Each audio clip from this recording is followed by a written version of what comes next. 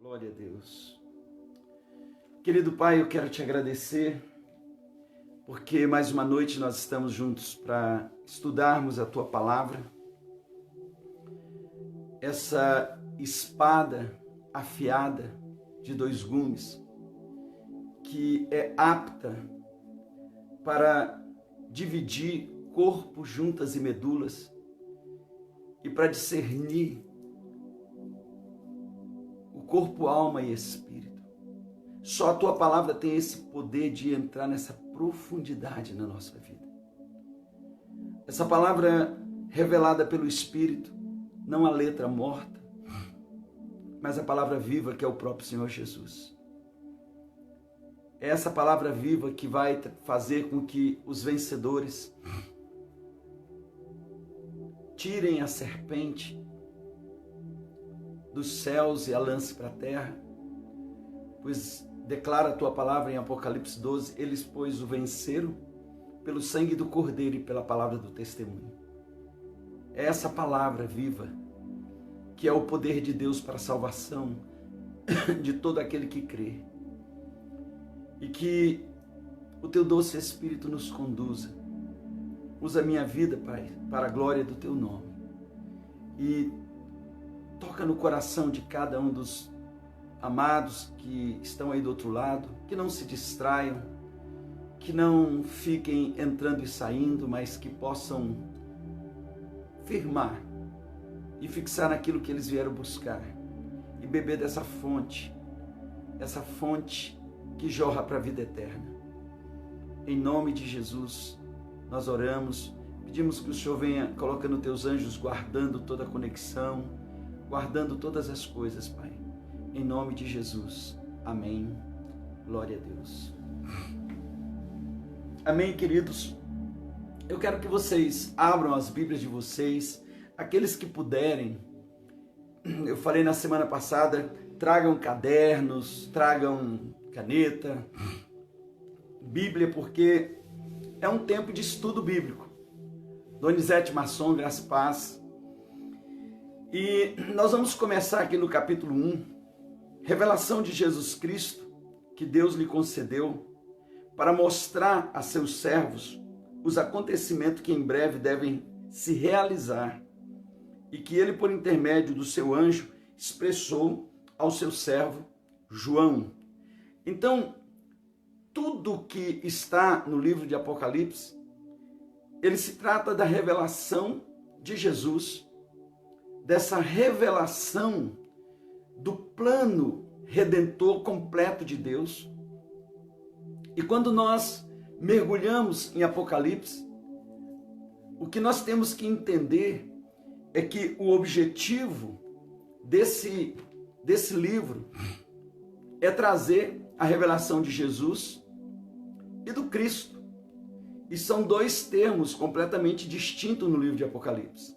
Jesus, no Apocalipse, é o Cordeiro de Deus, aquele que se fez homem, aquele que morreu. Jesus é o homem de dores, é aquele que se sacrificou. Mas Cristo é o Rei glorificado, é o leão da tribo de Judá, ele é o Senhor dos senhores, é aquele que tem na sua coxa direita escrito Rei dos reis, Senhor dos senhores, aquele que tem uma espada afiada de dois gumes na sua boca, cujos seus olhos são como fogo, como chamas, a sua cabeça uma diadema de ouro. Então é esse Cristo glorificado, aquele que era, aquele que é e aquele que há de vir. Então todas as vezes que você, ao olhar o livro de Apocalipse, você notar essas palavras, quando ele fala Jesus, ele está falando do homem. Quando ele fala Cristo, ele está falando do glorificado, daquele que tem o seu corpo eternizado depois da ressurreição, aquele que vive e aquele que vai voltar, aquele que vai estabelecer o seu reino milenar aqui na terra. Então, primeiro ponto que você precisa entender, Apocalipse é a revelação de Jesus Cristo, que Deus lhe concedeu para mostrar aos seus servos os acontecimentos que em breve devem se realizar, e que ele, por intermédio do seu anjo, expressou ao seu servo João, o qual comprovou tudo quanto viu da palavra de Deus e o testemunho de Jesus Cristo. Bem-aventurados os que leem, bem como os que ouvem as palavras desta profecia e obedecem às orientações que nela estão escritas, porquanto o tempo desses eventos está às portas. Então, feliz você que pode ler, ou pode ouvir, pode compreender, e também feliz aquele que obedece às direções que estão nesse livro profético. O livro de Apocalipse, ele traz direções para nós. Ele traz orientação para nós. E ele trata de coisas que desde aquela época, quando João recebe, elas já estavam às portas. Então ele trata de coisas que estavam acontecendo e que para nós já aconteceram, coisas que estão acontecendo agora e coisas que acontecerão depois. Então tudo isso narra o livro de Apocalipse.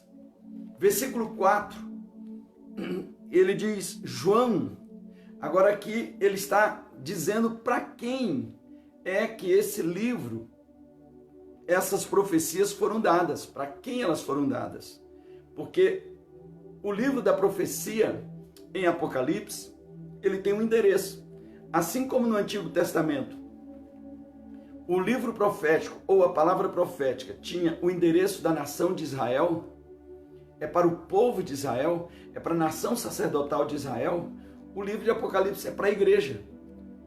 Lá em 1 Pedro 2,9 diz, vós sois raça eleita, nação santa, povo de propriedade exclusiva de Deus, sacerdócio real.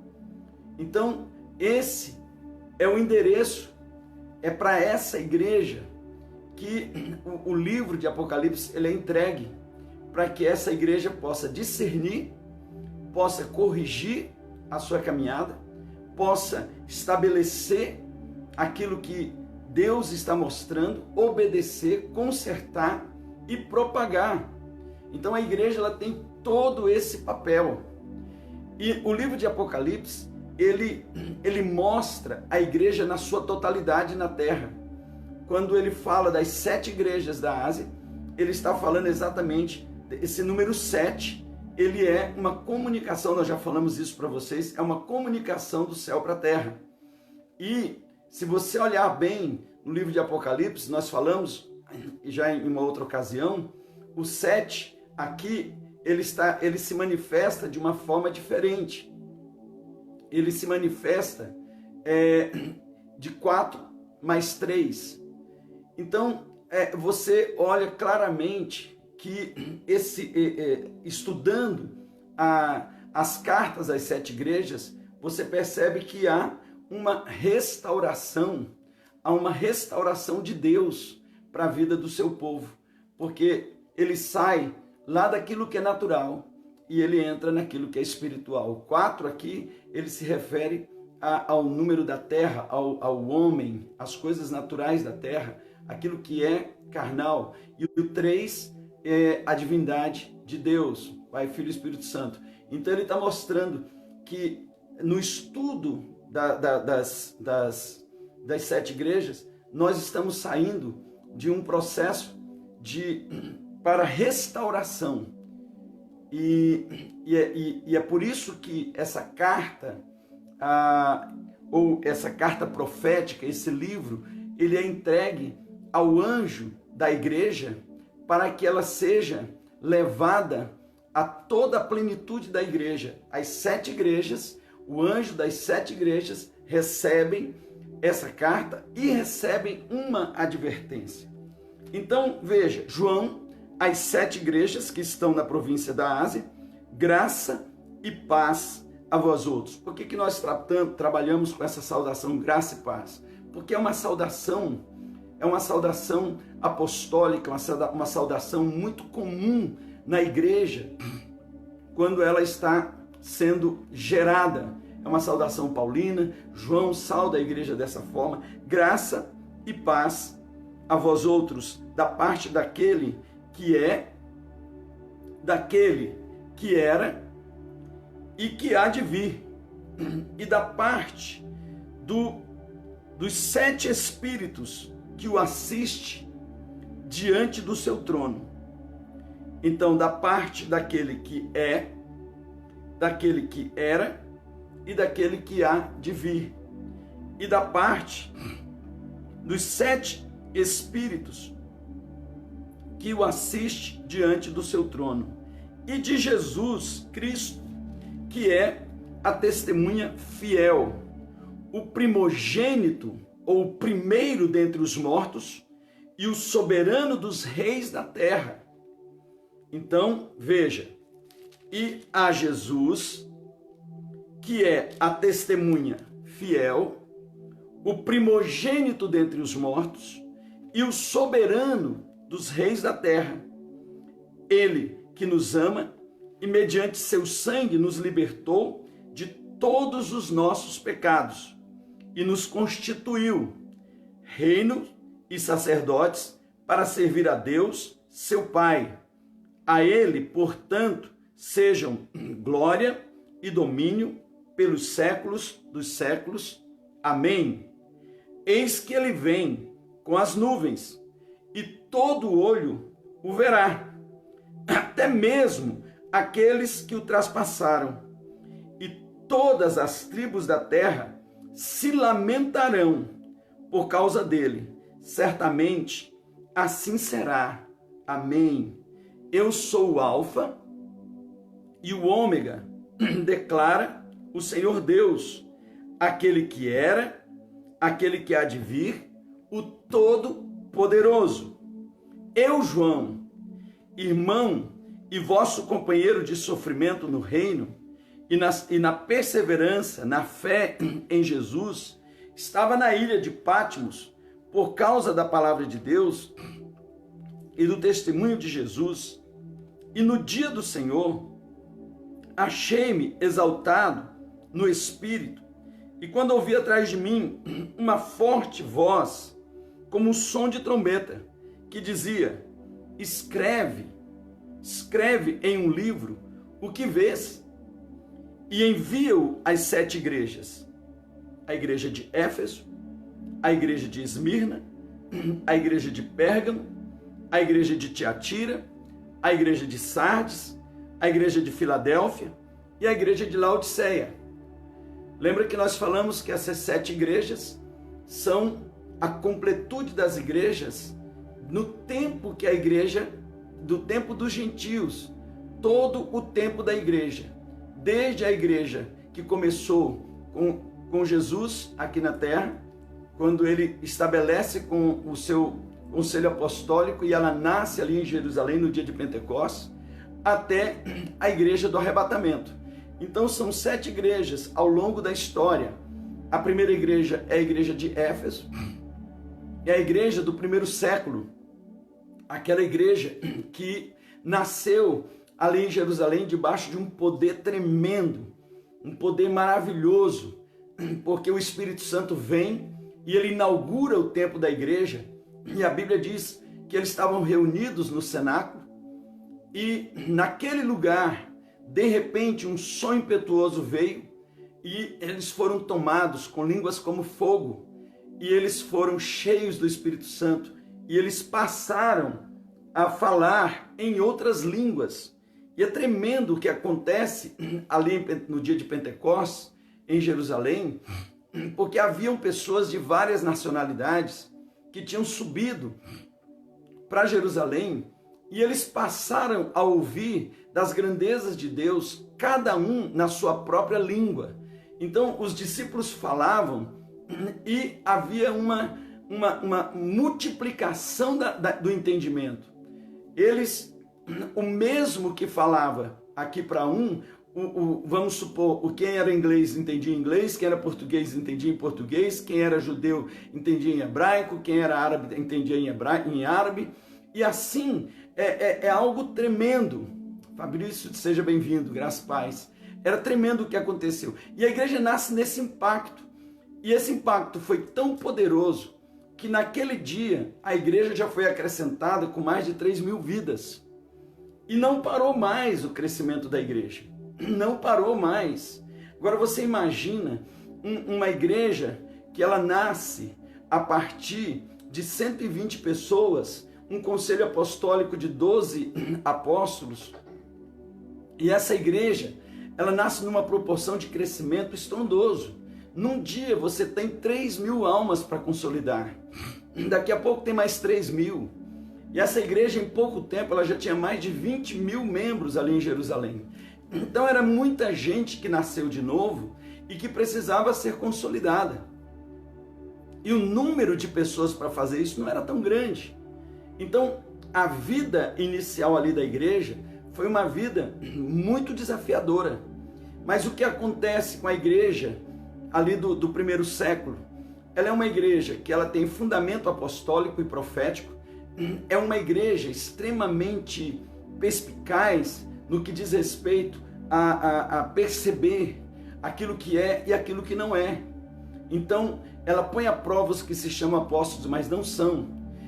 Mas rapidamente, graças a Paz, Cláudio, essa igreja, ela se envolve com o serviço e não com a obra de Deus. Talvez você me diga, apóstolo, as duas coisas não são sinônimas? Não, elas são diferentes.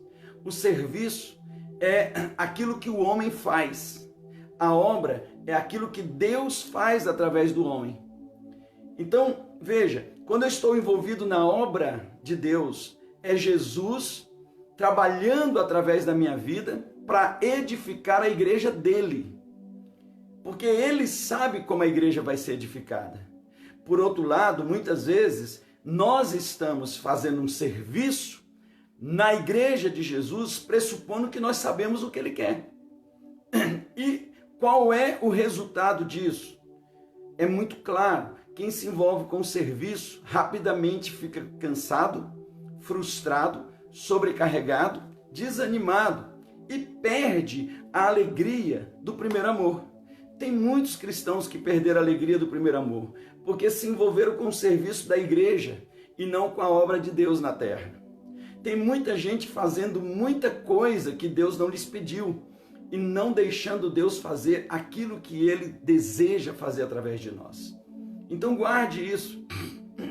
A igreja de Éfeso, quando ele está escrevendo para essa igreja ali do primeiro século, ele está dizendo, você tem muita qualidade, mas você se envolveu no serviço e você perdeu a alegria de ser crente.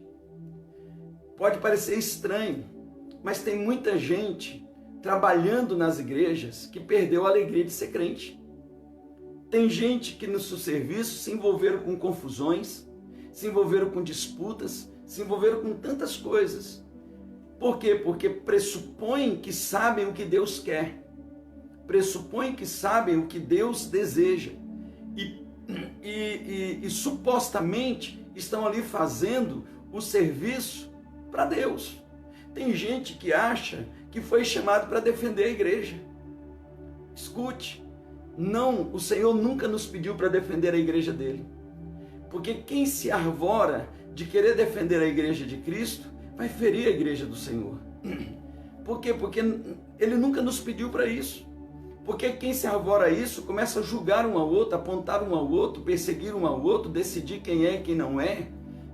Então, põe à prova aqueles que dizem que são e não são e os acham em falta, mentirosos.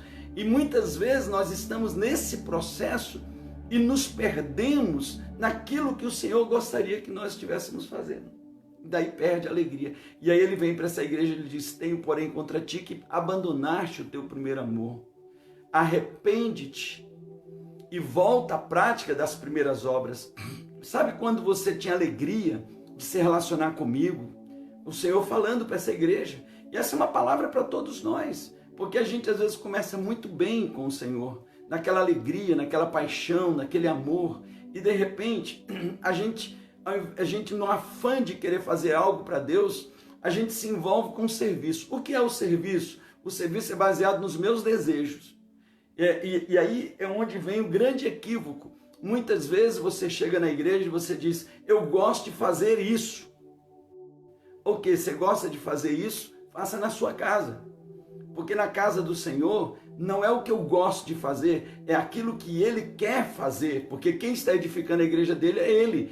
E eu, ao me colocar nas mãos dele, eu me envolvo na obra dele. Porque já não vivo eu, mas Cristo vive em mim. É Ele fazendo a obra dele através de mim. Você entendeu isso? Então isso não gera desgaste. Isso não gera frustração, gera guerra, gera lutas, desafios, mas quem está envolvido na obra está firme, porque o Espírito Santo está lá renovando sua vida. Alegria de saber que eu estou com Ele, Ele está comigo, e que tudo aquilo que está sendo feito é para a glória dEle e para a edificação da igreja dEle, que eu tenho esse privilégio de ser esse dispenseiro da graça dEle. Então, guarde bem isso. Essa é a primeira igreja. A segunda igreja é a igreja de Pérgamo.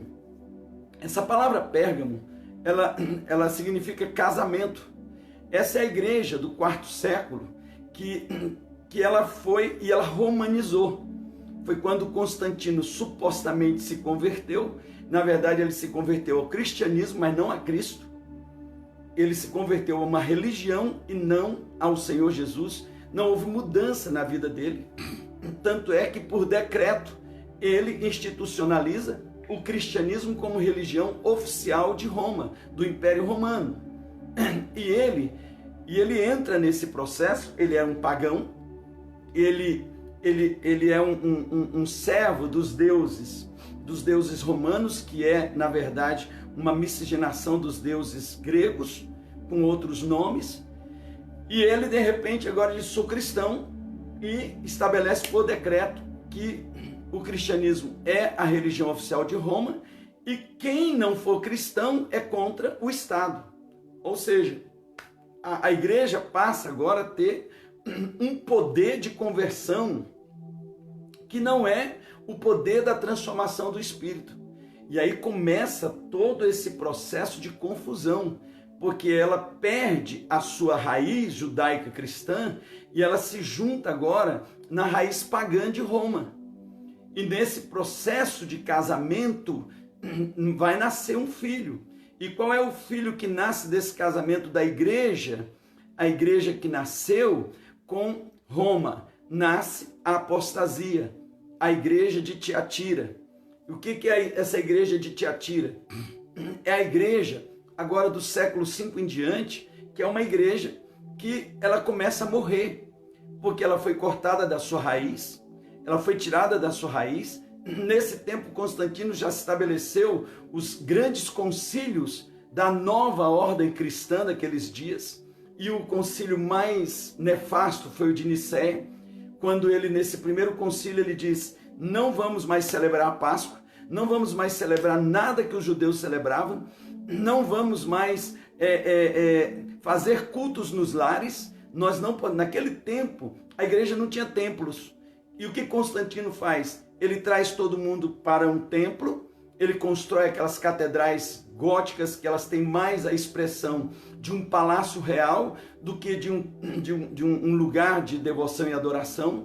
E ele estabelece toda uma liturgia de culto, aonde o povo começa agora a vir, e eles não se converteram. São gente que não tiveram experiência com o Senhor Jesus, pessoas que não tiveram experiência com Ele, pessoas que não nasceram de novo, mas que receberam um rótulo, receberam uma chancela de cristãos.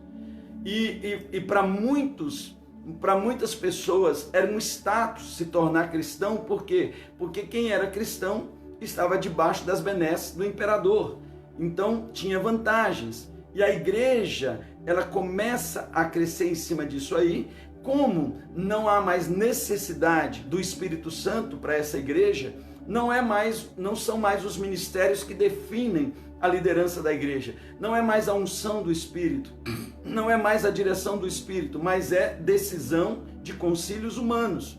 E aí você começa a ter liderança na igreja que não teve experiência com Deus, e essa igreja apostata. Apostatar significa virar as costas. Essa igreja morreu. Ela passou um tempo de morte de quase 1000 anos, Foi nesse tempo que as inquisições vieram, perseguições. A igreja se tornou uma das instituições mais nojentas, mais esquisita da face da terra, porque no nome de Deus, em nome de Deus, eram feitas atrocidades. Por quê? Aonde você acha que os árabes aprenderam essa linguagem de guerra santa? Quando os cruzados foram lá para Jerusalém para tirar de lá os infiéis. A gente fala, mas de onde vem essa palavra os infiéis? Por que que os muçulmanos chamam a nós de os infiéis? E eles estão fazendo a cruzada santa deles para tirar os infiéis da terra santa, do lugar santo. Por que que eles querem varrer Israel de lá? Da mesma forma que os cruzados queriam fazer com os árabes, com os judeus, com todo mundo. Por quê? Porque eles, em nome de Deus, mandaram pessoas que queimavam aldeias, matavam aqueles que não queriam se converter, se batizar à força. E foi uma tristeza, e isso tudo em nome de Jesus. Por que quando você fala de vamos fazer uma cruzada ali em Israel para um judeu, para um árabe, eles se arrepiam inteiro, porque quando eles ouvem essa palavra cruzada, eles lembram dos cruzados, eles lembram do que significou cruzada para a vida deles. Por quê? Porque foi nesse período que a igreja ela se tornou apenas uma instituição, era apenas uma instituição maligna, que em nome do Senhor, mas ela estava casada com outro, ela casou com o paganismo, e ao casar com o paganismo nasceu uma filha, e essa filha Tiatira, essa apóstata, essa igreja. Conta-se que no tempo de Francisco de Assis, um dia ele foi visitar o Vaticano, e o Papa Pio XI disse: Francisco, nunca mais a igreja vai precisar dizer ouro e prata não temos. Ele estava parafraseando a expressão de João e Pedro, que quando eles entraram na Porta Formosa, o mendigo pediu esmola, eles disseram ouro e prata não temos, mas em nome de Jesus, o Cristo, levanta e anda. E agora ele estava mostrando as riquezas, o Vaticano numa riqueza, a igreja rica, pujante, com muito ouro, e ele disse, nunca mais a igreja vai precisar dizer ouro e prata não temos. E aí Francisco de Assis disse, sim, Vossa Eminência, mas também nunca mais a igreja vai poder dizer, em nome de Jesus Cristo, levanta e anda. Olha que forte, a igreja tem o poder material, mas ela perde o poder de Deus, ela perdeu. E essa igreja, foi nesse período de escuridão, que a igreja literalmente morreu. Aquela igreja que nasceu em Jerusalém, ela passa por uma morte, mas como o Senhor disse para Elias, na época da apostasia que houve lá em Israel, nos tempos de Jeroboão, e que se arrastou até os tempos de Jezabel e Acabe, o Senhor disse o que para Elias? Eu guardei 7.000 joelhos que não se dobraram diante de Baal e nem bocas que beijaram a mão de Jezabel. Deus sempre tem um remanescente e Deus sempre guardou um remanescente. E a verdade é que a reforma protestante, ela começa, ela se manifesta num tempo, mas ela já vem acontecendo naqueles dias de escuridão. Deus foi guardando remanescentes de um povo, de uma igreja, apesar de não ser um número grande, mas é ali o tronco, é como se fosse um parreiral que pegou fogo, mas ficou uma raiz, e essa raiz, se plantada no lugar de novo, ela vai dar de novo, ela tem todo o poder de fazer de novo uma vinha. Então Deus tinha o seu remanescente, e aí é que vem a igreja de Sardes. A igreja de Sardes é a igreja da reforma, é a igreja que sai de dentro de Roma. Essa igreja de Sardes, ela é a igreja do tempo de Lutero, do tempo de Calvino, de Armínio. É essa igreja que está saindo de Roma.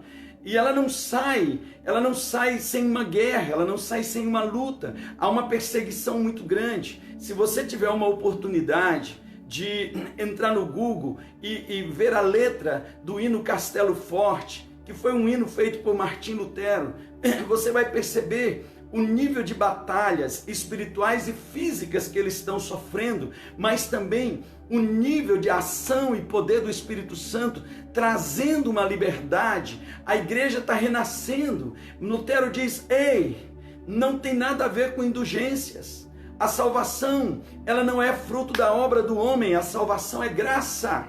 Pela graça sois salvos mediante a fé em Cristo Jesus. E isso não vem de vós, é dom de Deus. É dom de Deus, é graça, é favor imerecido. E ele começa a trazer a epístola de Romanos, e ele começa a falar da justificação, ele começa a falar de toda a doutrina da soteriologia, que é a doutrina da salvação, e você começa a ver ali tudo sendo escancarado. Por quê? Porque ele traduz a Bíblia do latim para o alemão, ele publica a Bíblia, ele dá a palavra e ele começa a trazer a palavra. E veja, o avivamento só vem quando a palavra é pregada.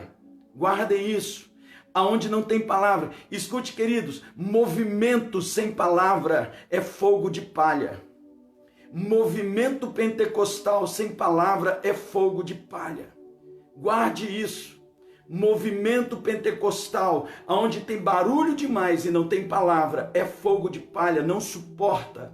Logo, logo vai entrar ali confusão. Por quê? Porque o avivamento ele vem pela palavra. O avivamento ele vem pela palavra. Nos tempos lá de Judá, quando o rei Josias, ele está começando o seu reinado, a palavra do Senhor nos diz que eles, fazendo uma faxina no templo, encontraram o livro da lei, a palavra. E aí o rei disse: leiam a palavra para mim.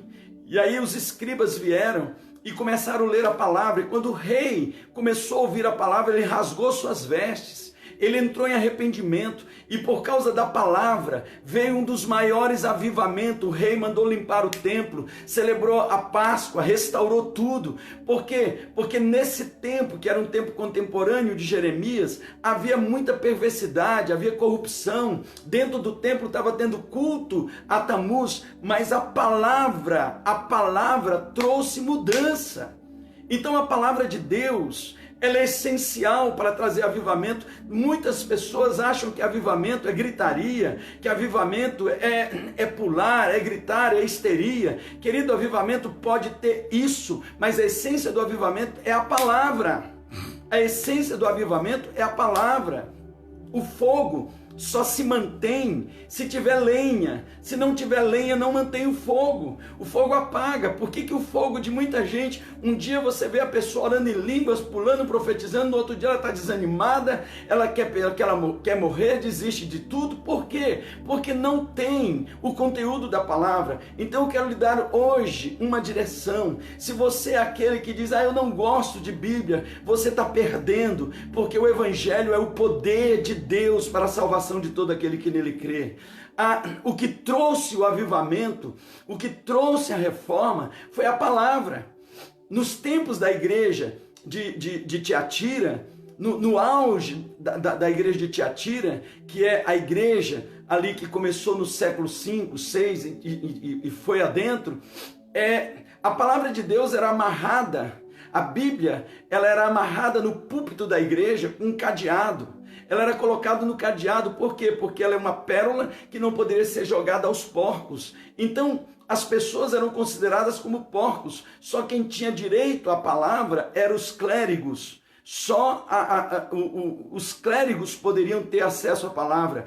As missas, elas eram pregadas em latim, com o sacerdote de costa para o povo. Ou seja, a intenção não era ensinar o povo, mas era fazer uma liturgia vazia, onde alguém ia assistir algo e não mudar a vida.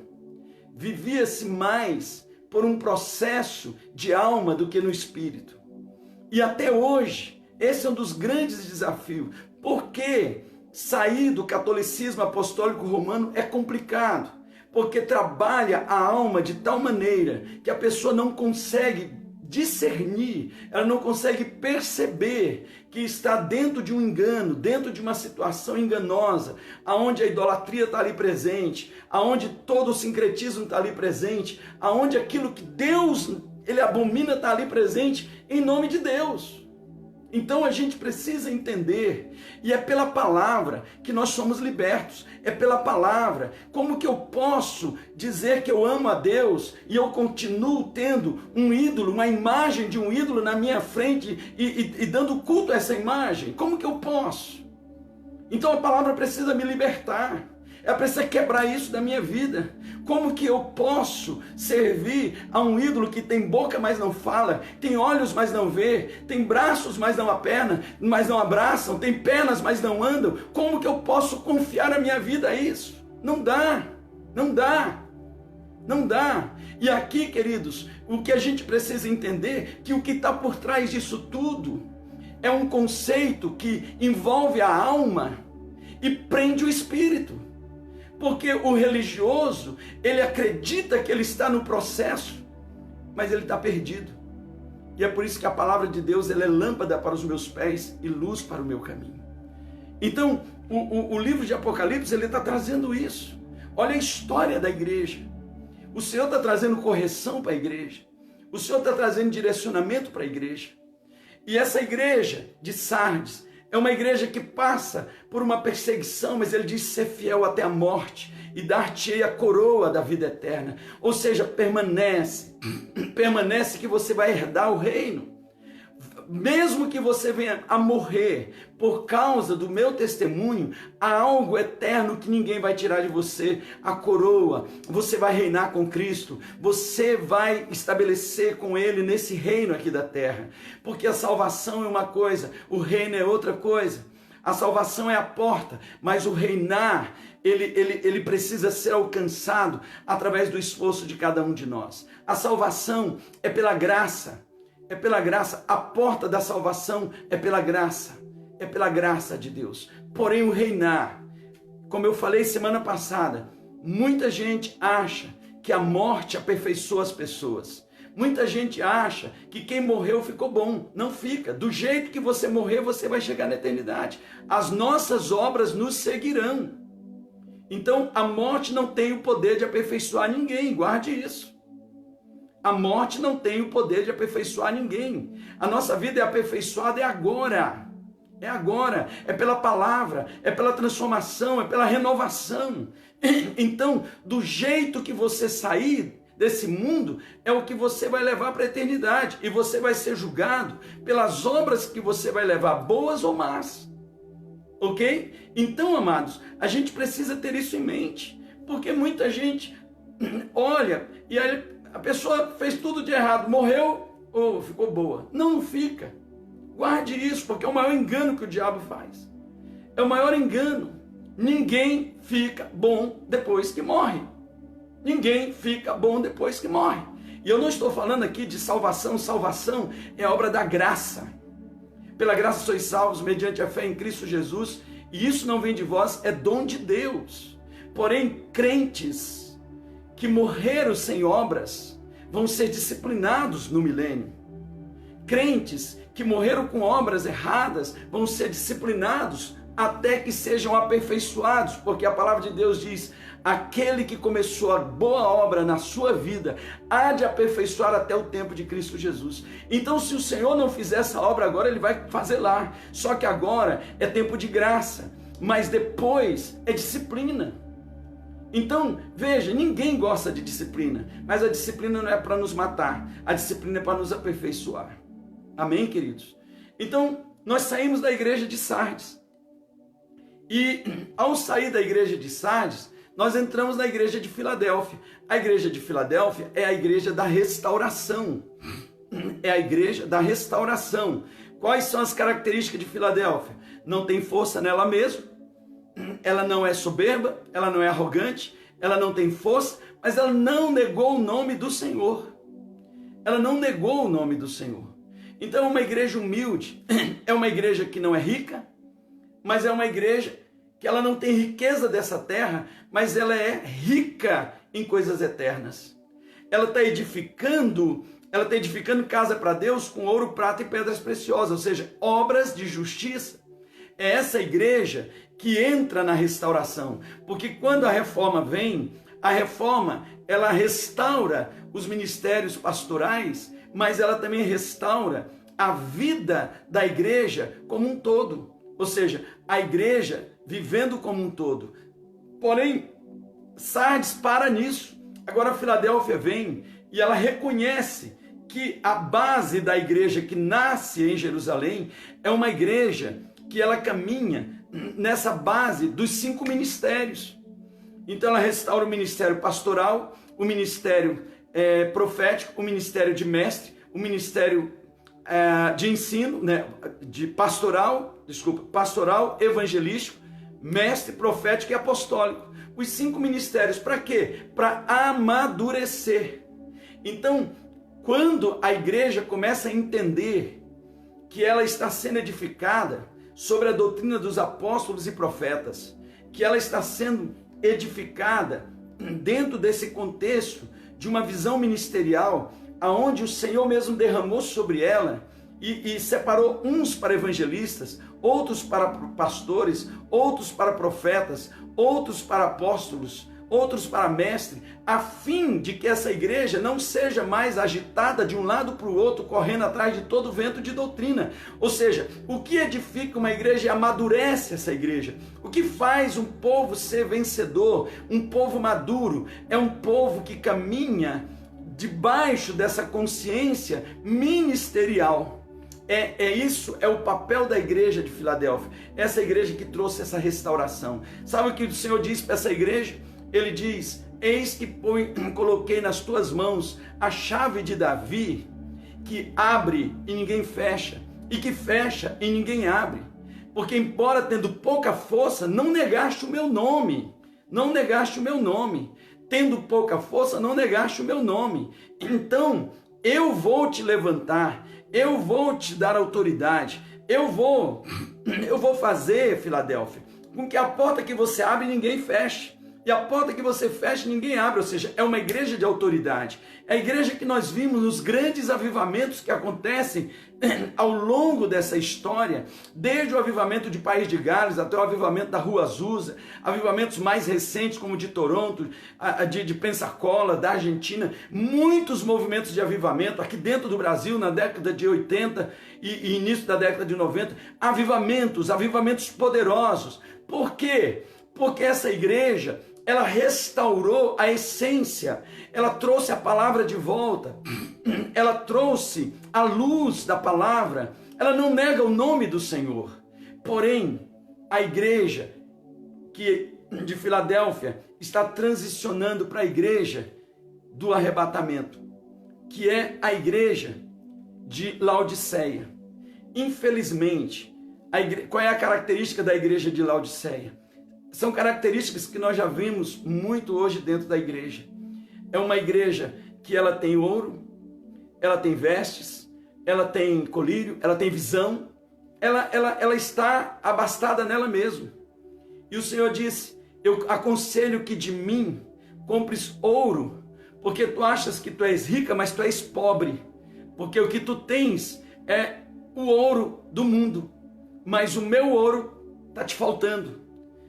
Eu aconselho que tu compres roupa, porque apesar de parecer que tu tens toda a luxúria desse mundo, tu estás nua, Olha o que o Senhor está dizendo, essa igreja está nua. E apesar de tu achar que tu vês tudo, que tu tens a visão correta, tu estás cega. Então tu és cega, pobre e nua. Volta, compra de mim ouro puro, vestes brancas, resplandecentes e colírio para ver. E aí vem a palavra-chave para essa igreja: eis que estou à porta e bato. Sabe o que aconteceu com essa igreja?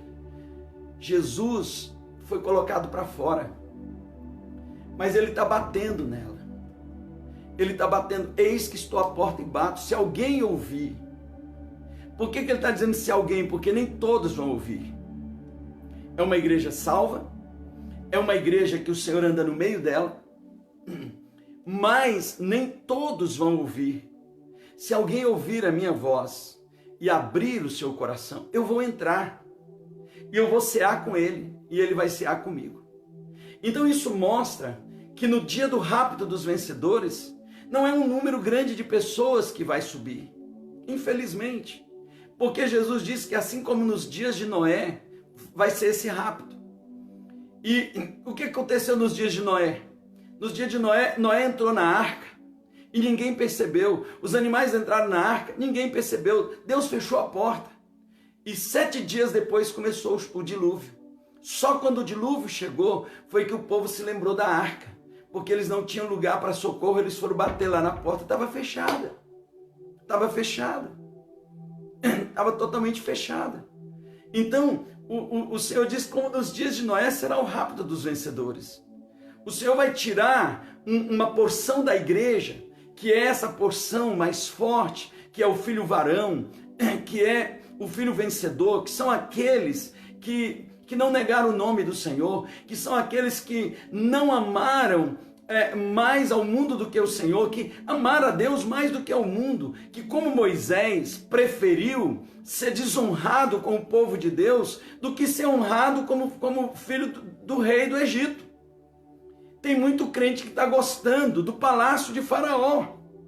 Eu vou falar mais uma vez para você, tem muito crente que está gostando do palácio de Faraó, mas eu quero lhe dar uma palavra, você não tem promessa no Egito, a sua promessa está na Nova Jerusalém.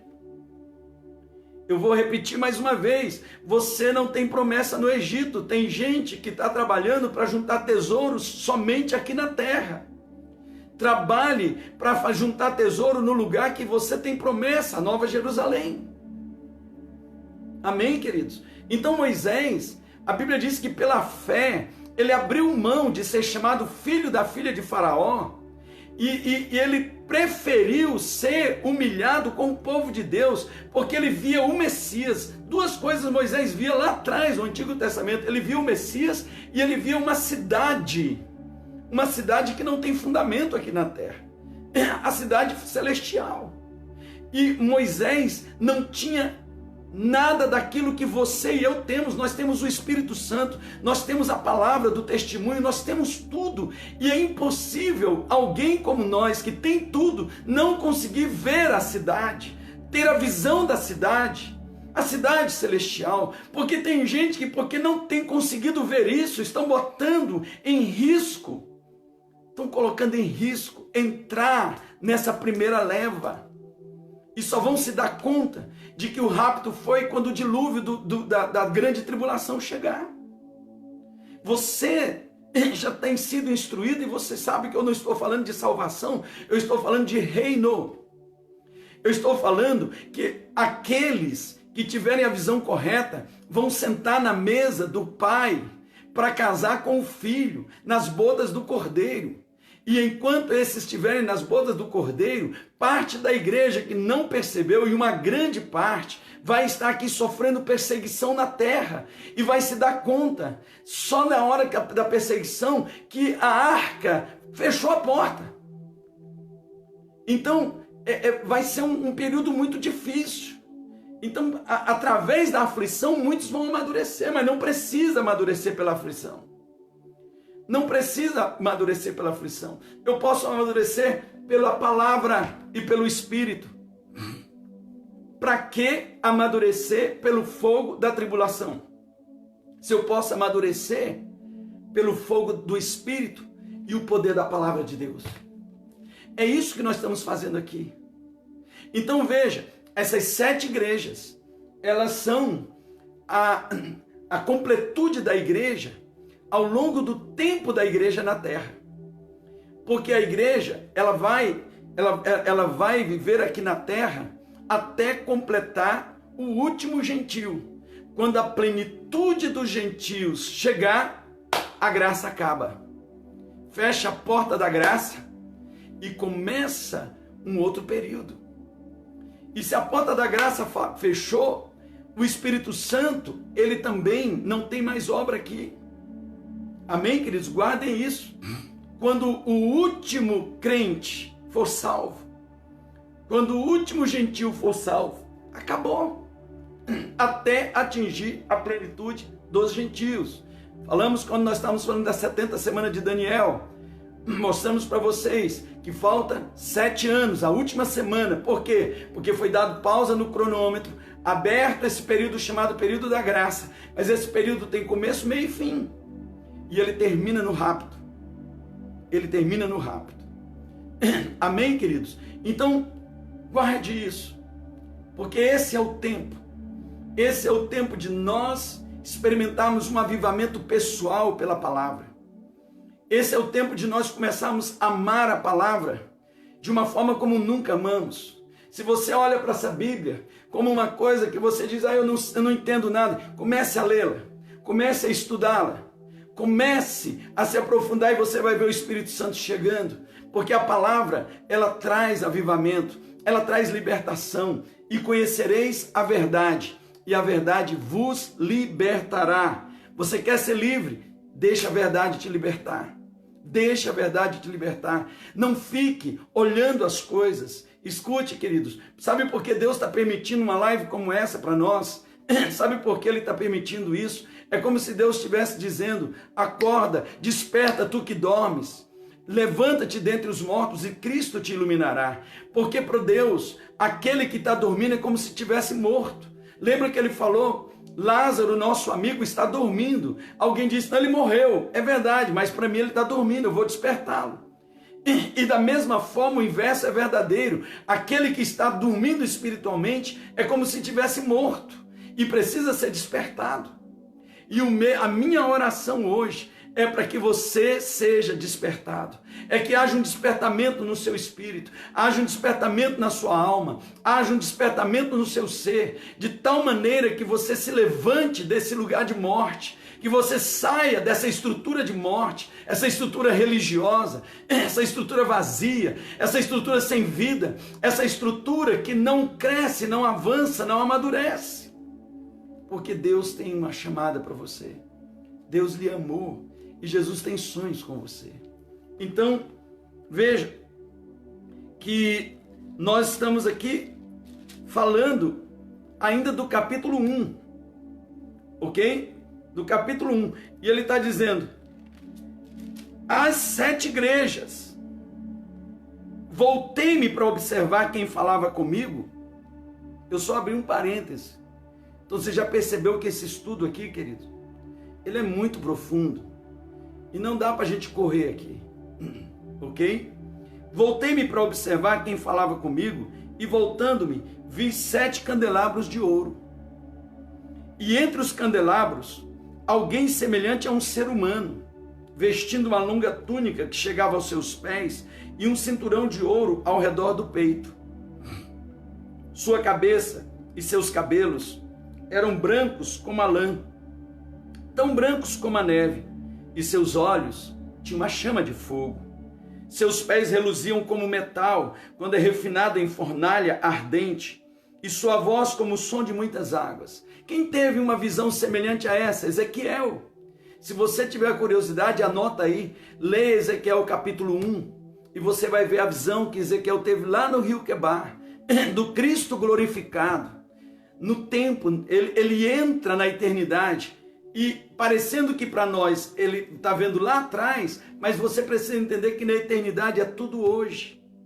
Na eternidade, Deus via essa reunião nossa. Guarda isso.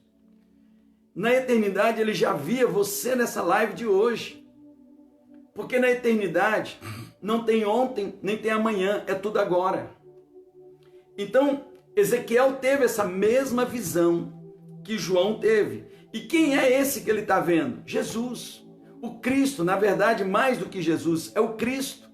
Jesus é o homem, o Cristo é o glorificado, o Cristo é o exaltado, o Cristo é o eternizado, o Cristo é aquele que vive, o Cristo é aquele que vai voltar, o Cristo é o vencedor, o Cristo é o Rei dos Reis, Senhor dos Senhores, o Cristo é a estrela da manhã, a estrela mais brilhante, o Cristo é aquele que intercede por nós junto ao Pai como nosso advogado, como disse João.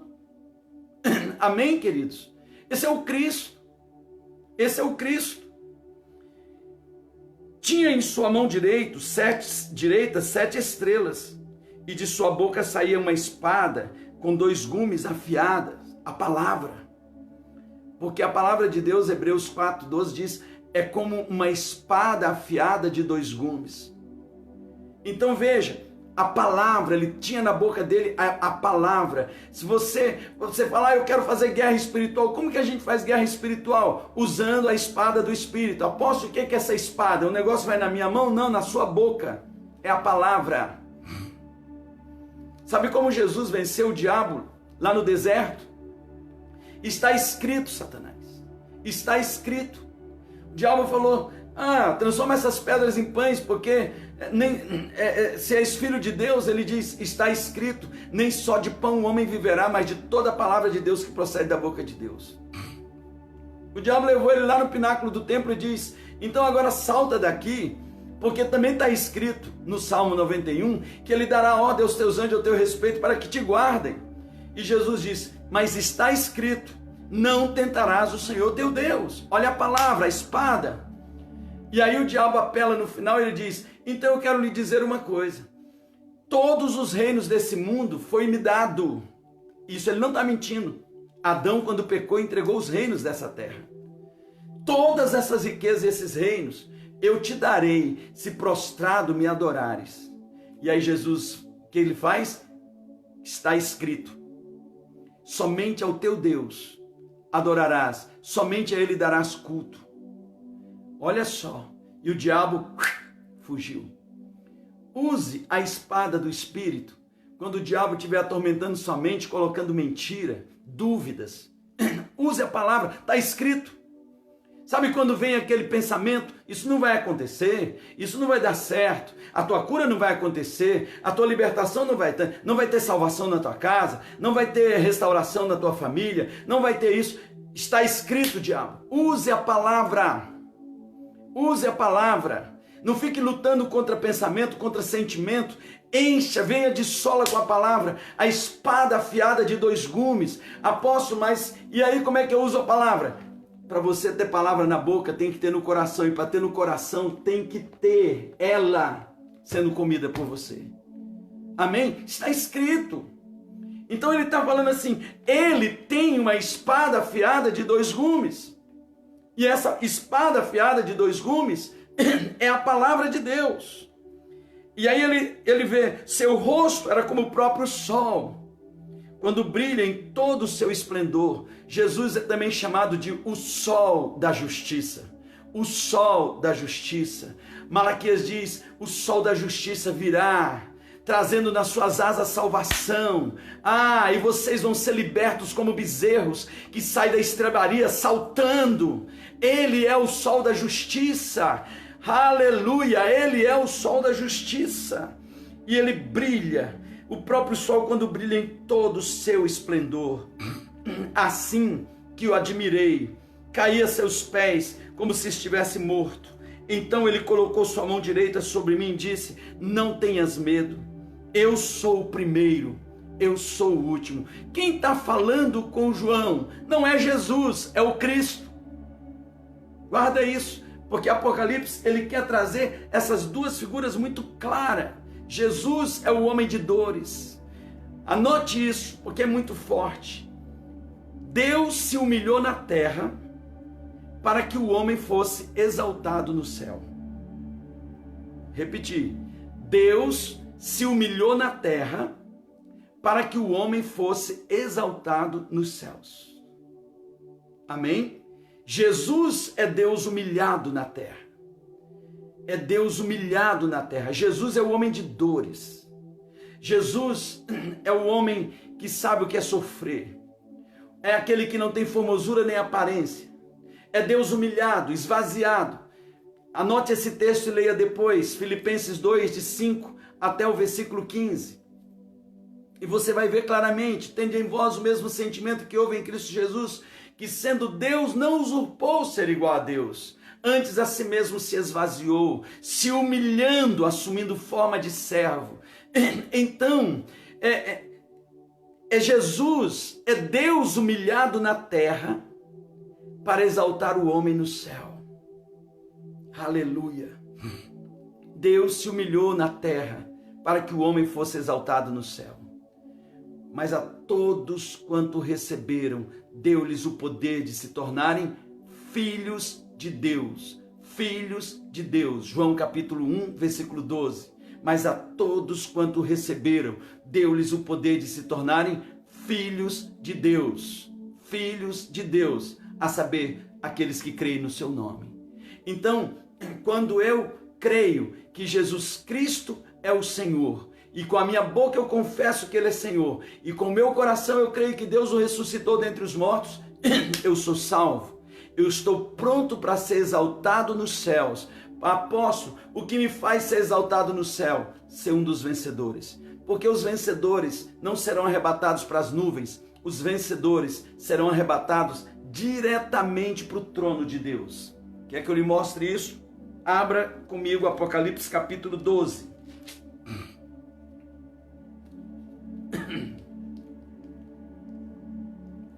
Versículo 5. Ele está falando da mulher que estava para dar à luz. Todavia nasceu-lhe um filho, varão, que reinará sobre todas as nações, com cetro de ferro. E o seu filho foi arrebatado para junto de Deus e de seu trono. Apocalipse 12, 5. O filho varão que nasceu foi arrebatado para o trono de Deus, foi arrebatado para junto de Deus e no seu trono. Então esse arrebatamento não é nas nuvens, é direto. É direto. Foi lá para o Monte Sião celestial. E ali esse filho varão vai se assentar na mesa do rei para comer e casar com o filho nas bodas do cordeiro. Quem é ele? Quem é esse filho? Apocalipse capítulo 2, versículo 26. Quem é esse filho varão? Ao vencedor. Olha, vamos voltar lá no capítulo 12 só para você perceber as características desse filho. Capítulo 12, versículo 5. Nasceu-lhe um filho, homem ou varão, que reinará sobre todas as nações com cetro de ferro. Reinará sobre todas as nações com cetro de ferro. E seu filho foi arrebatado para junto de Deus e do seu trono. Agora, quem é esse que vai reger as nações da terra com cetro de ferro? Capítulo 3,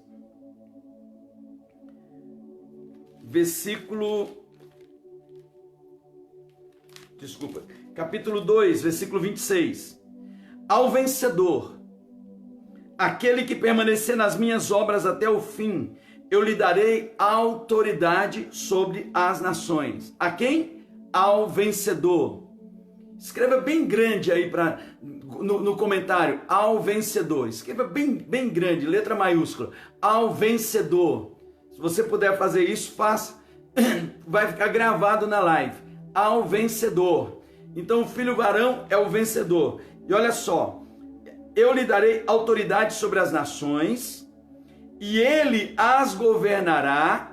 Obrigado, Pâmela. Ao vencedor. Ele as governará com cetro de ferro e as reduzirá a pedaços como se fossem vasos de barro. Apocalipse 12, 5.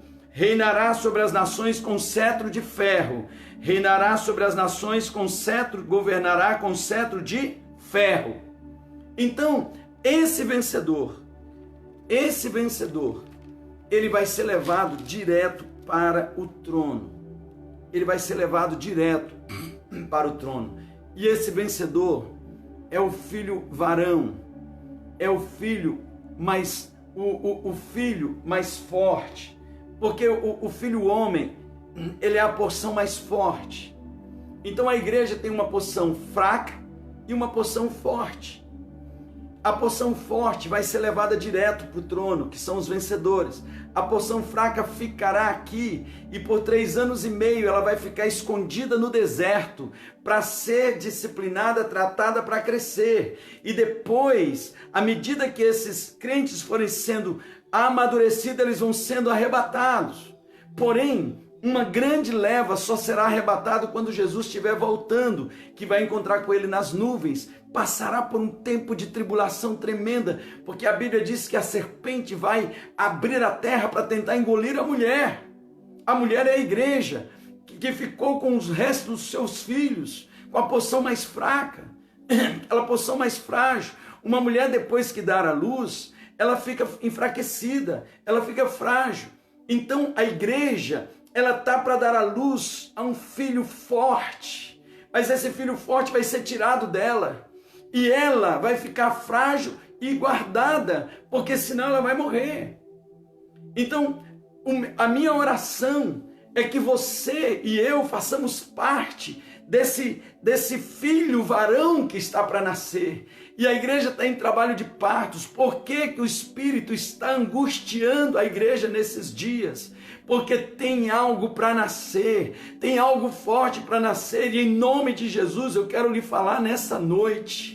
Aquele que tem ouvidos para ouvir, ouça o que o Espírito está falando à igreja. Ouça, ouça. Eu não sei o que tem impedido você de mergulhar nas coisas de Deus.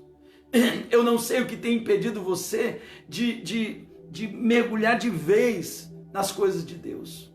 Mas eu quero lhe falar, qualquer coisa que está lhe impedindo, não vale a pena. Não vale a pena.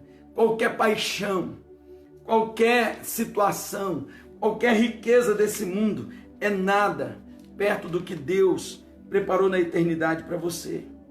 Qualquer coisa. Então, em nome de Jesus, eu quero lhe falar isso nesta noite. Não deixe de participar dessa porção forte da igreja. Em Mateus capítulo 24, eu quero ler a partir do versículo 36. Jesus está falando sobre o dia do rapto dos vencedores. Entretanto, a respeito daquele dia e hora, ninguém sabe, nem os anjos dos céus, nem o Filho, senão exclusivamente o Pai. Como aconteceu, olha, guarda isso, como aconteceu nos dias de Noé, assim também se dará por ocasião da chegada do Filho do Homem. Porque nos dias em que antecederam o dilúvio, o povo levava a vida comendo e bebendo, casando-se e oferecendo-se em matrimônio, até o dia em que Noé entrou na arca. O que aconteceu quando Noé entrou na arca? Nada, ninguém nem percebeu. Mas 7 dias depois, porque a entrada dele na arca marca a contagem dos 7. A entrada dele na arca marca a contagem dos 7. O rapto dos vencedores marca a contagem dos 7 anos de tribulação até a volta do Senhor para estabelecer o seu milênio, o tempo do milênio. Isso mesmo, Pamela. A Bíblia explica a Bíblia. A gente não tem que ficar inventando. A Bíblia explica a Bíblia. E as pessoas nem notaram até que chegou o dilúvio e levou a todos. Olha o que ele diz aqui. As pessoas nem notaram. Agora, olha o texto, versículo 39. Assim, da mesma forma, esse advérbio aqui ele está falando, da mesma forma, ocorrerá na vinda do Filho do Homem. 2 homens estarão na lavoura, um será arrebatado, mas o outro deixado. 2 mulheres estarão trabalhando no moinho, uma será arrebatada, a outra ficará para trás. Por isso, vigiai, porquanto não sabeis em que dia virá o vosso Senhor. Contudo, entendei isso. Se o proprietário de uma casa soubesse a que hora viria o ladrão, se colocaria em sentinela e não permitiria que a sua residência fosse violada. Portanto, ficai igualmente vós alertas, pois o Filho do Homem virá no momento em que menos esperais. Então, assim ocorrerá na vinda do Filho do Homem. Aí o versículo 40, ele dá uma dica aqui para nós. Porque a maioria das pessoas acham que Jesus está dizendo que 50% vai e 50% vão ficar. Mas Jesus está falando de uma coisa, 50% de um número reduzido. Porque ele está falando que a primeira condição para você estar nesse grupo que vai ser levado, é estar envolvido na obra. Olha só, estarão na lavoura. Na lavoura. O Senhor, Ele está dizendo, rogai, Jesus fez uma oração, rogai ao Senhor da lavoura para que mande trabalhadores, porque a seara é grande, mas os trabalhadores são poucos. Desde aquela época, Jesus fez uma oração. Por quê? Porque qual é o propósito do Senhor Jesus para a nossa vida? É estar envolvido na lavoura dele. O que é estar envolvido na lavoura? Evangelizando, levando vidas para ele. Então, o primeiro requisito é estar na lavoura. E ele diz que 2 estarão na lavoura, um vai e o outro fica. Por quê? Porque mesmo aqueles que estão na lavoura, nem todos têm a intenção no seu coração correta. E Deus vê a intenção do coração. Porque Paulo disse que tinha gente pregando o evangelho por porfia, para aparecer, para crescer. Outros por chamada. Então, veja, por que esse número não é grande? Porque, infelizmente, pouca gente está envolvida na lavoura do Senhor. Então eu quero lhe chamar a atenção, você que está aqui hoje à noite. Aonde você está? Segundo, 2 mulheres, aqui é a figura da igreja, estarão trabalhando no moinho. O que é o moinho? Moinho de trigo para fazer pão. O que é o pão? A palavra. Alguém envolvido no ensino da palavra. É gente que está lá na lavoura evangelizando, é gente que está envolvido no ensino dos novos, dando pão para quem está chegando, repartindo pão, fazendo o que nós estamos fazendo aqui agora. Está dando pão. Está dando pão, mas mesmo aqueles que estão dando pão, fazendo pão e dando pão, Deus vai olhar a intenção do coração. Se você está dando pão para fazer aquilo que Deus lhe chamou, ou você está dando pão para você se tornar mais famoso. Então, é isso que o Senhor Jesus está colocando aqui. É muito forte. Por isso que no rapto, será como nos dias de Noé. Muita gente não vai nem se aperceber.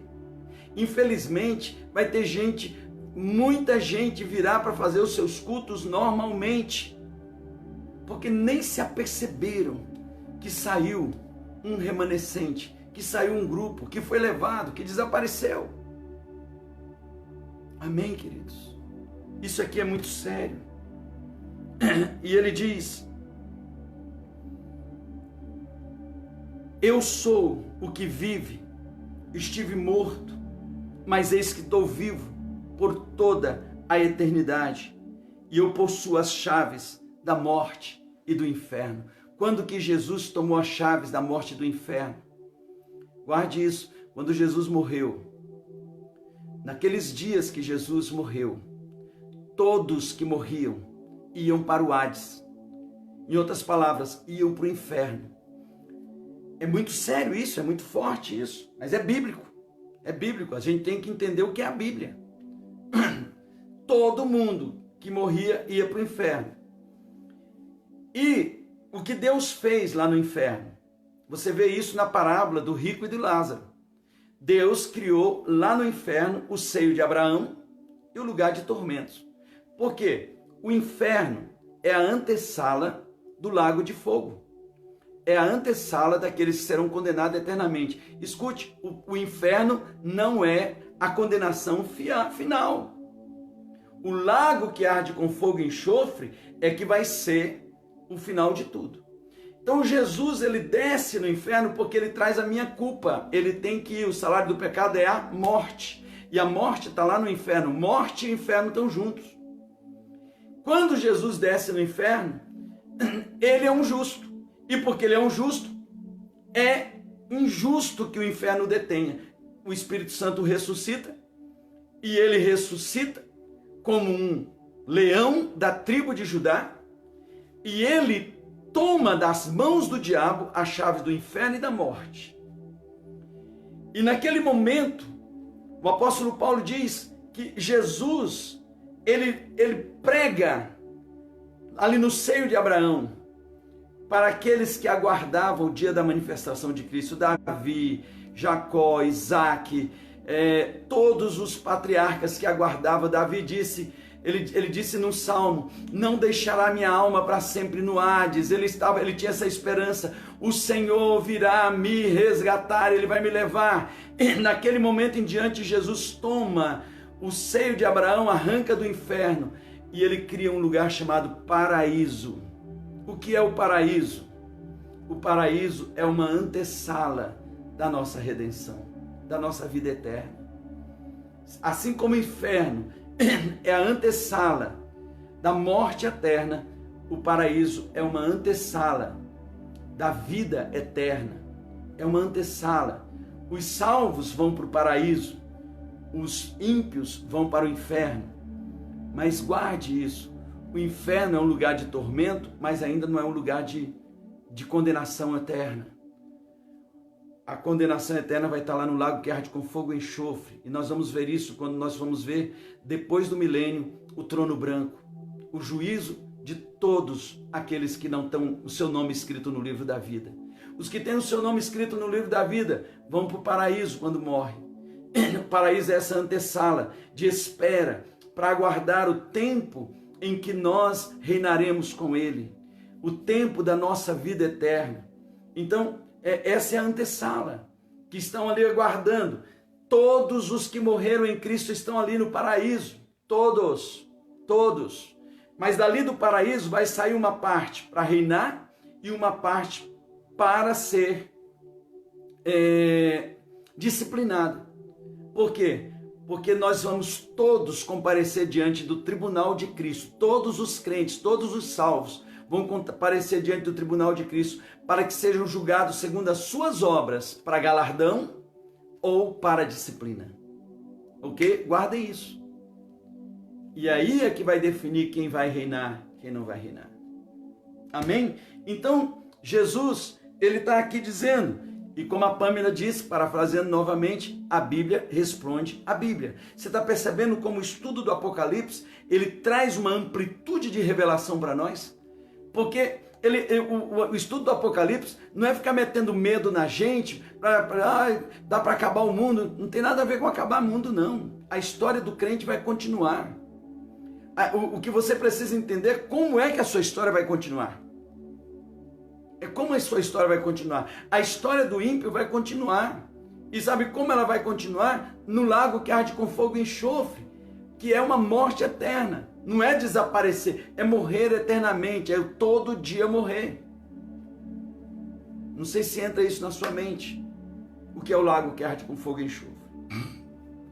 E aí ele diz: eu sou o que estive morto, mas vive. E eu estou vivo por toda a eternidade. Cristo é Jesus eternizado.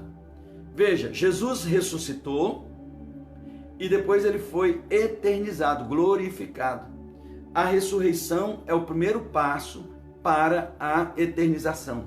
Então, não é o momento que Jesus ressuscitou, ele não estava glorificado. Ele precisou ser glorificado e eternizado. Da mesma forma, vai acontecer com você e comigo. Por quê? Guarde isso. Deus é um Deus eterno e Ele ama coisas eternas. Por isso Deus quer eternizar aqueles que Ele ama. Amém? Como um Deus eterno vai viver, vai conseguir amar um ser transitório como nós que vivemos aqui 70, 80 anos? Isso aqui é um sopro. Ele quer se relacionar com gente eternizada. Por isso que esse Deus eterno, que ama aquilo que é eterno, ele trabalha para eternizar a sua vida através de Jesus, através do Espírito Santo, dessa obra tremenda e maravilhosa que está sendo feita através de Jesus na minha vida e na sua vida. Deixa eu lhe pedir algo, deixa Jesus completar a obra dele na sua vida agora. Não espere chegar lá para frente, deixa ele completar a obra dele agora. Por que você fica lutando com essa dureza da carne, do coração, com esses conceitos que não tem nada a ver com a palavra de Deus? São conceitos religiosos, conceitos mundanos, conceitos familiares, conceitos que você traz, que estão te afastando do Senhor. Deixa Ele completar a obra na sua vida, deixa Ele renovar a tua mente pela palavra, mergulha na palavra, deixa Ele completar, faça como o apóstolo Paulo, Senhor, faz a tua obra em mim, não mais vivo eu, mas Cristo vive em mim.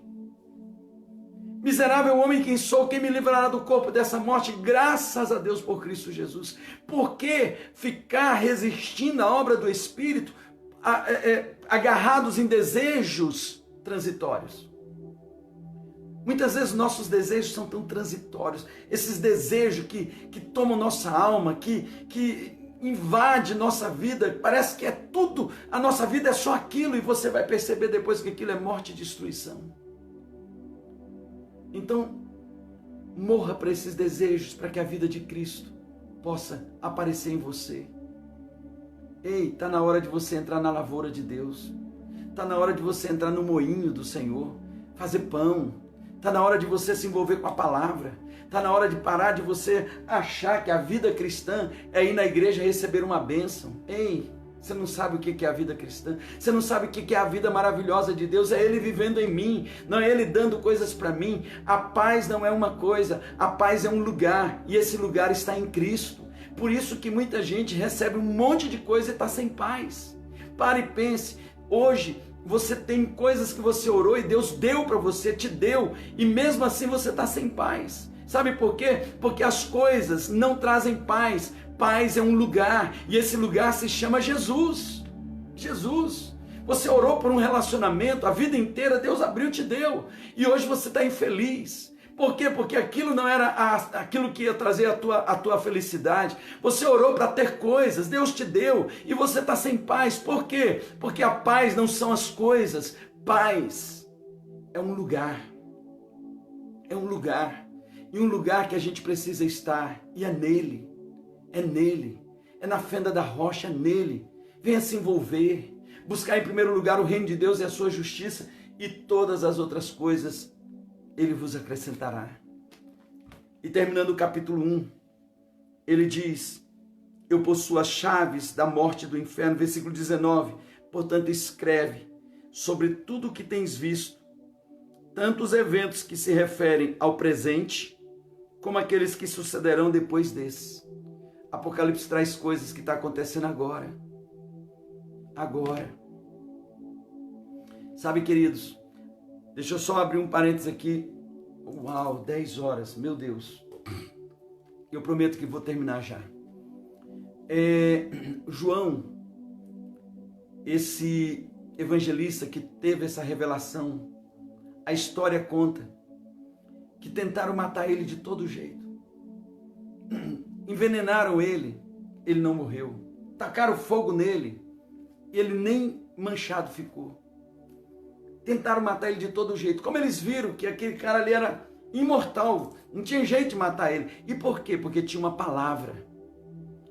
Jogaram ele lá na ilha de Patmos, porque naquela ilha tinha bestas feras. Então eles pensaram, vamos jogar ele na ilha de Patmos, as bestas feras vão comer ele, porque a gente não está conseguindo matar esse cara.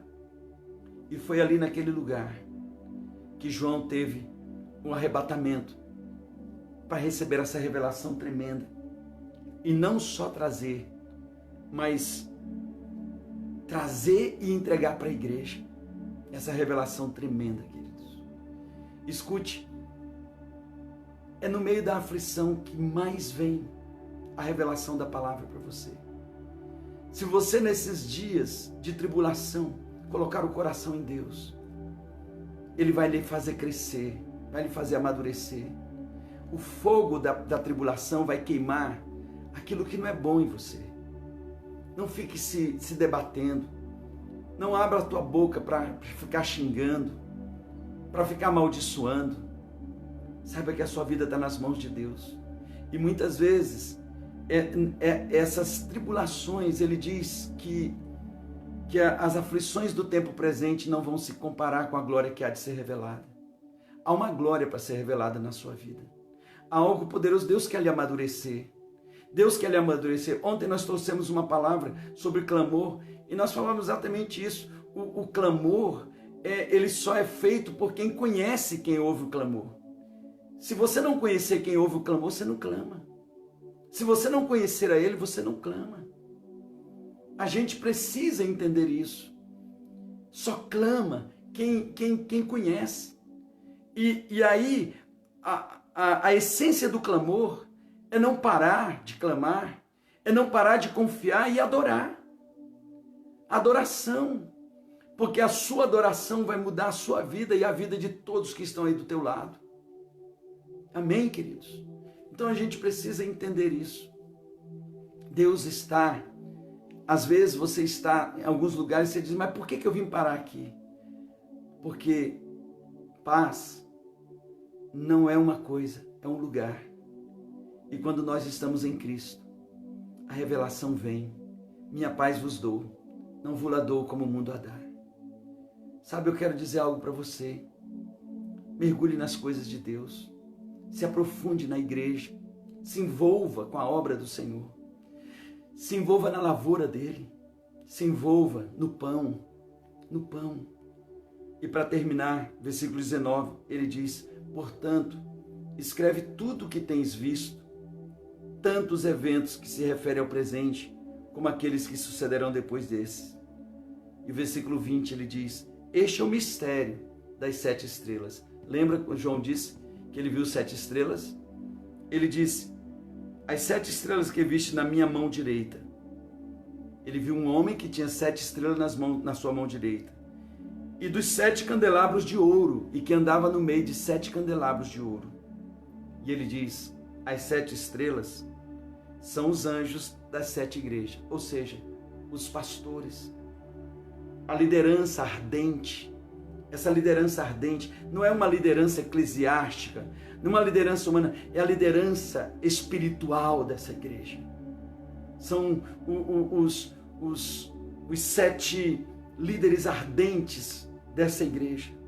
E os 7 candelabros são as 7 igrejas, ou seja, a plenitude da minha igreja ao longo de toda essa história de 2000 anos até o arrebatamento dos vencedores. Sabe, queridos, eu louvo a Deus da gente poder estar tendo esse tempo aqui. E o objetivo dessa live não é apenas encher você de conhecimento, de mais, e trazer dúvida, não. É trazer você para perto do Senhor. É trazer você para uma revelação maior de quem é Jesus, de quem é o Cristo e o que Ele deseja fazer em nós. É fazer você entender qual é o seu destino. Qual é o nosso destino? A Bíblia diz que aqueles que Ele conheceu, Ele elegeu. E aos que elegeu, Ele predestinou. Aos que predestinou, Ele chamou. E aos que chamou, Ele justificou. E aos que justificou, Ele glorificou. Você percebe isso? Ele não predestina quem Ele não conheceu. Sabe por que você está aqui? Porque na eternidade o Senhor conheceu você. E Ele sabia que você ia abrir o coração para Ele. E Ele elegeu você em Jesus. Para estar no corpo de Cristo. Para estar no corpo, o mistério oculto ao longo de todas as gerações, aquilo que estava escondido, que nem os anjos sabiam, que ninguém conhecia, que o pai tinha um filho e que o corpo do filho já estava formado. Ele já sabia, aqueles que ele conheceu. Você foi conhecido de Deus antes, na eternidade. Ele disse para Jeremias, Jeremias, antes de você ser gerado, eu já te conhecia. Antes de você nascer, eu já te designei profeta para as nações. Não tem coisa melhor do que a gente correr para ser aquilo para o qual Deus planejou. Porque a vontade dele é boa, perfeita e é agradável. Quanto mais antes você entrar na vontade dele, mais rápido você vai experimentar o que é paz, o que é alegria, o que é contentamento, o que é vida e vida em abundância. E eu quero parafrasear Apocalipse dizendo, aquele que tem ouvidos para ouvir, ouça o que o Espírito diz às igrejas.